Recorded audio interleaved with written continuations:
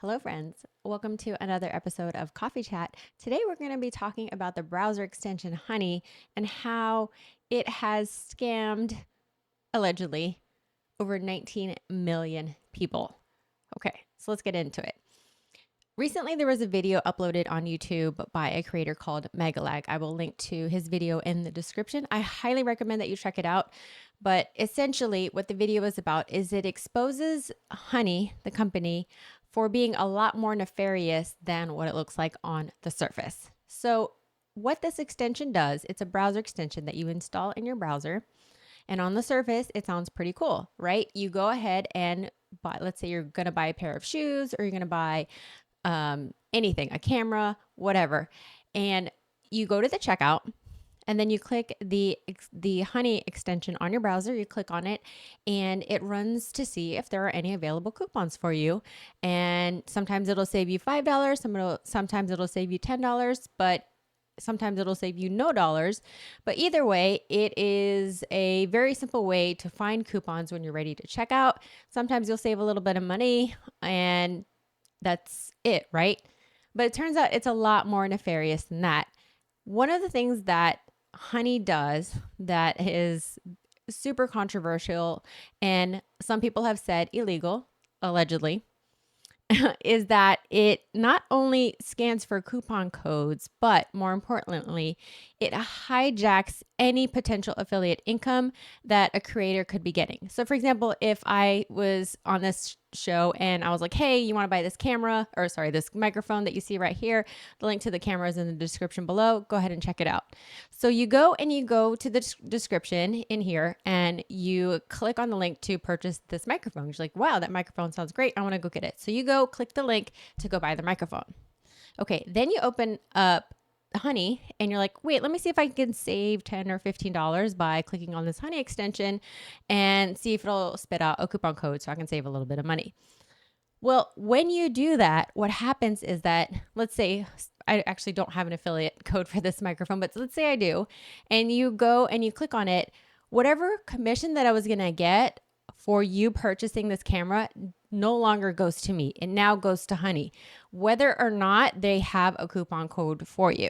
So let's say this video was a review of this microphone. I tested it. I did all kinds of crazy things. And after the video, you're like, wow, I really like this microphone. I'm going to go ahead and buy it.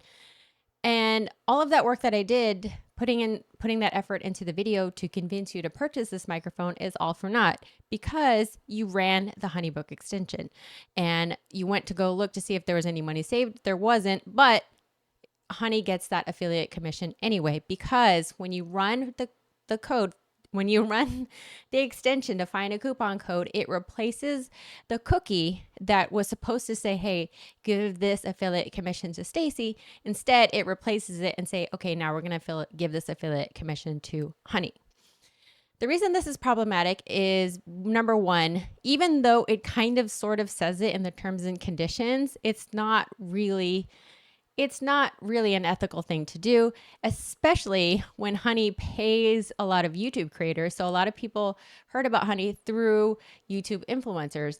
And so now all of these YouTube influencers who have been paid by Honey to sponsor their videos are no longer getting any kind of affiliate commission on any of their links because now anyone and everyone who has this Honey browser extension, whether or not you advertised it, whoever has that extension is now erasing any potential affiliate income that they could have gotten. So it's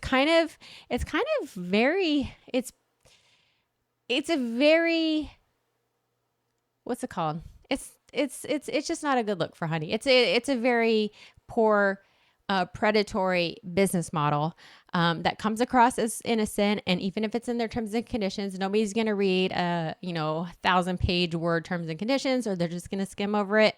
But overall, it's just not a good look. And the thing is, for the creators, even the creators who do not promote Honey, if they have an affiliate link in their description and you click on it, just because they will lose that affiliate commission because you have the browser extension, and that's not on them. That's unfortunately the consumer who runs that Honey app or Honey extension when they're trying to look for a coupon code, they automatically lose that potential income. So what this whole coffee chat today I want to talk about, since again, what I talk about is all related to the customer experience, is that if you as a marketer have promoted or promote any kind of product, you are essentially agreeing to everything that that company is saying or doing. So for example, let's say I want to promote an iPhone and say iPhone is the greatest phone ever. You should go check out iPhone because it has these amazing things and it's awesome. You'll love it. No, if it turns out that iPhone has spyware or whatever on it, and I told you to go buy that iPhone, you know who you're going to get upset at? You're not going to get upset at Apple, or you might get upset at Apple, but you will also be upset at me, the person who promoted the phone.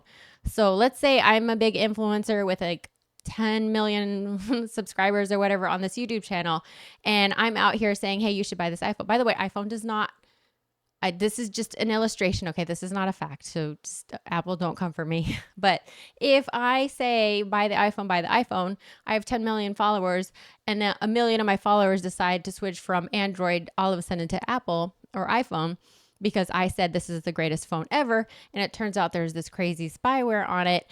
Then you're not only going to get mad at Apple, you're also going to get upset with me because I promoted it. I am the one that you trust for information, and because it has spyware on, you have spyware on your phone, then you're going to get upset with me also.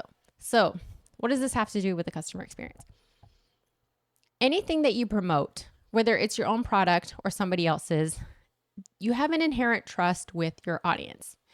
And if you promote a product that is scammy or kind of skirts the lines of legality or is highly unethical, then that kind of falls on you as the person promoting it. Now, even though you are not technically responsible, let's say for the iPhone illustration, you are not the one who put the spyware on the Apple iPhone.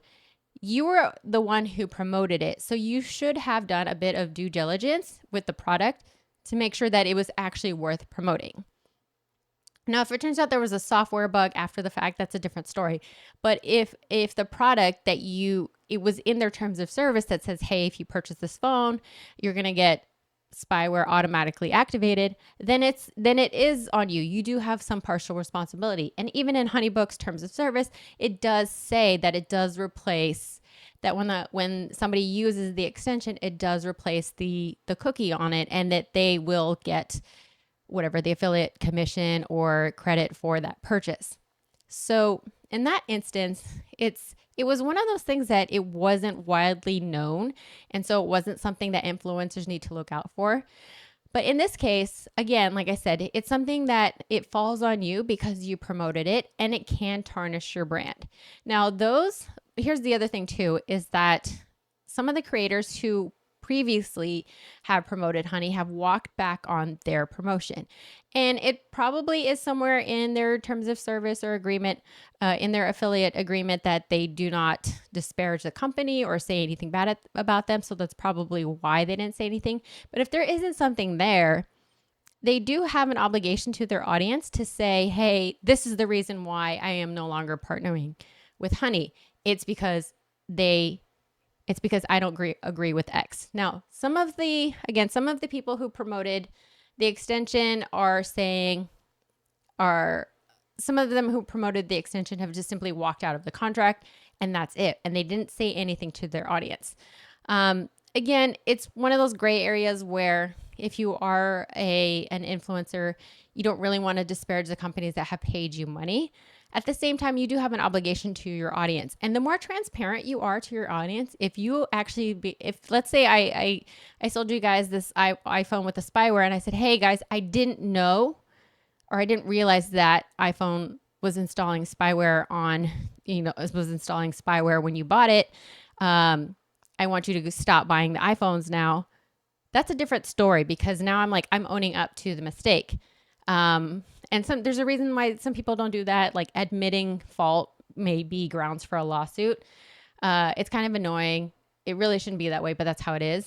And by the way, the iPhone thing is an illustration. Okay. There's not actually spyware on iPhones that I know of. But the same thing with these creators who are promoting anything. If it turns out that the product turns out to be not great and you no longer want your audience and you want to inform, and I'm sorry, again, this is unedited. Again, if you discover that the product that you have is not great and you kind of have a duty to your audience to say like, hey, this is the reason why we are no longer working with HoneyBook.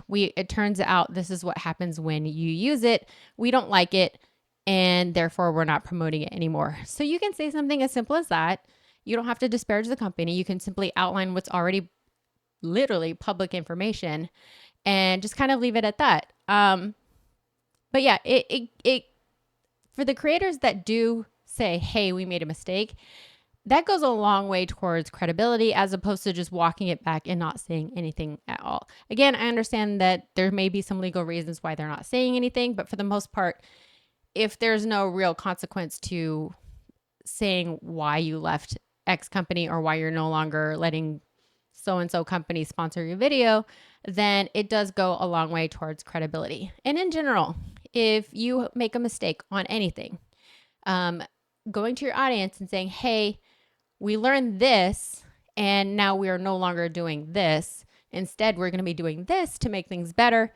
That goes a long way towards gaining the trust of your audience rather than just not saying anything at all. Okay, so that's it for this video. Again, my name is Stacy and I am a customer journey marketing strategist. I hope you found this video helpful and I will catch you around on the next one. All right, take care. Bye-bye.